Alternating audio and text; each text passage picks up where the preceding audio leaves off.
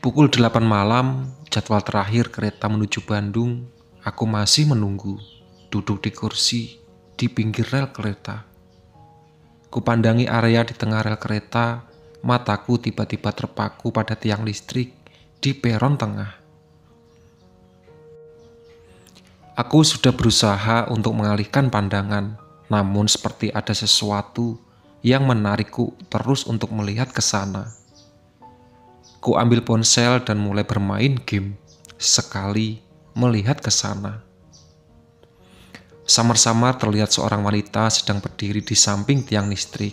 Aku fokus untuk memastikan apakah itu manusia atau bukan.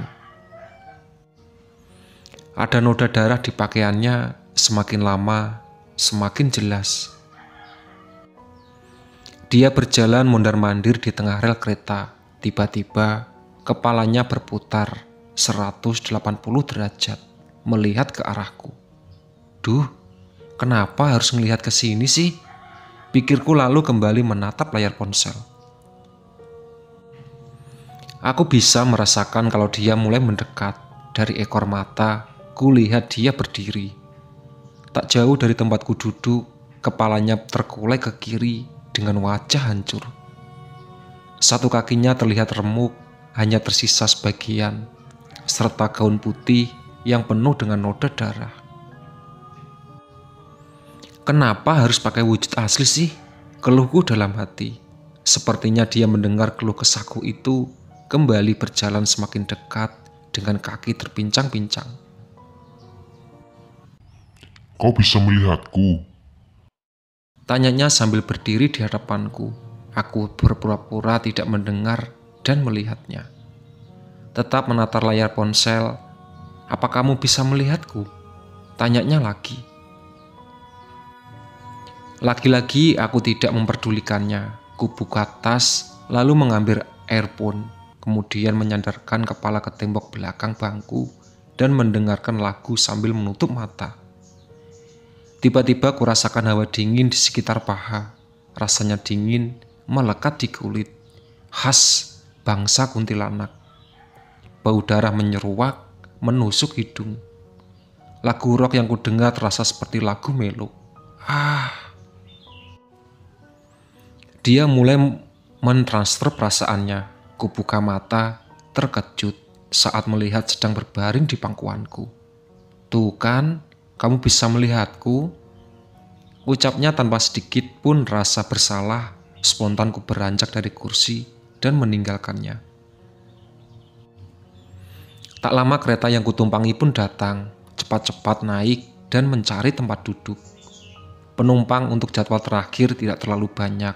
Ku ambil tempat duduk di samping jendela. Kenapa kamu pergi? Tanya wanita itu yang sedang duduk di sampingku.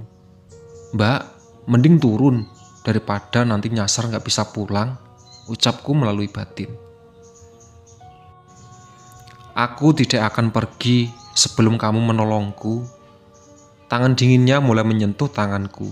Gambaran demi gambaran mulai muncul di pikiran. Wanita itu sedang berjalan menyusuri rel kereta. Sesekali duduk di bangku di tengah peron. Dia menunduk dan menangis, seperti sedang menghadapi masalah pelik. Aku tak sanggup menafkahi anakku, ucapnya dengan pelan, bibir bergetar. Terus, kemana suamimu? Tanyaku. Dia pergi dengan wanita lain. Gambaran berlanjut. Dia bangkit dari bangku, berjalan mendekati rel kereta dengan langkah ragu. Kemudian menutup mata dan berdiri di pinggir kereta. Terlihat air mata mulai membasahi pipinya. Beberapa saat kemudian kereta pun datang. Lalu dia melompat ke tengah rel hingga tubuhnya tersambar rel kereta itu, mati seketika. Kenapa kamu melakukan hal semacam itu? Tanyaku kesal. Aku terpaksa. Anakku membutuhkan uang untuk makan dan biaya sekolah. Aku malu. Setiap hari harus berhutang sampai tidak ada seorang pun yang mau lagi meminjamkan uang. Apa dengan melakukan itu masalahmu langsung selesai? Bahkan sudah mati pun kamu masih tersiksa. Aku saja jijik melihat bentukmu. Setidaknya anak-anakku sekarang bisa hidup dengan layak. Maksudmu? Salah satu tetanggaku pernah bilang, jika aku melakukan itu, maka anak-anakku akan mendapatkan uang santunan. Dengan polosnya, kamu mengikuti ucapannya. Mau bagaimana lagi? Berapa lama anak-anakmu bisa hidup tanpa kehadiran seorang ibu dan ayah? Santunan itu hanya sementara, tapi pandangan buruk orang-orang terhadapmu akan terus menghantui anak-anakmu kelak. Wanita itu pun menangis terseduh-seduh. Lalu, aku harus bagaimana? Sekarang lebih baik kamu pergi, jangan mengikuti dan menggangguku.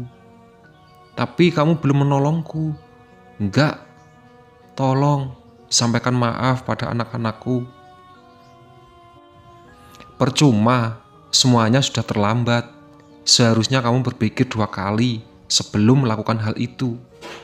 Tolong, pergi atau aku terpaksa buat kasar sama kamu. Dasar manusia jahat. Aku mulai membaca doa. Pelan-pelan kutiupkan padanya yang masih duduk di sampingku. Aduh, panas tahu. Dia masih tidak mau pergi, lalu kutiupkan wajahnya yang rusak itu. Perih, ampun, ucapnya seraya terbang ke gerbong. Akhirnya aku bisa terbebas dari gangguan wanita jelek itu. Itulah sahabat cerita dari Cerita Amir. Ditunggu part selanjutnya.